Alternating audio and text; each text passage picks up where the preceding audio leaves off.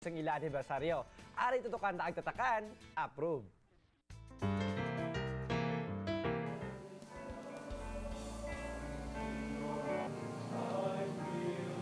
Ini ang pamaagi sang katekismo sa Kahanginan Apostolate para ipabutyag ang ila pagpasalamat bangod na kalabot na sila sang 14 katuig nga pagpangalagad sa mga Ilonggo.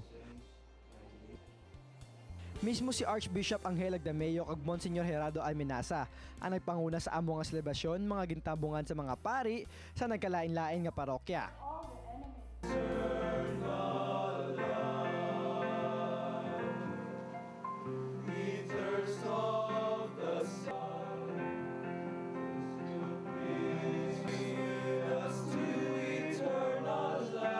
And said, "Take this, all of you, and eat it.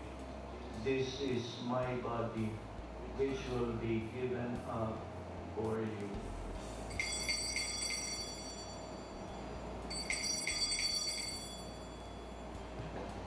Take this, all of you, and drink from it. This is the cup of my blood, the blood of the new and everlasting covenant. It will be shed for you and for all, so that sins may be forgiven.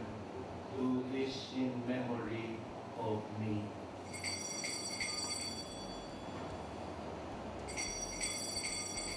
Paagi sa telebisyon, radyo at print media, nasabuag nila ang pulong sa Diyos.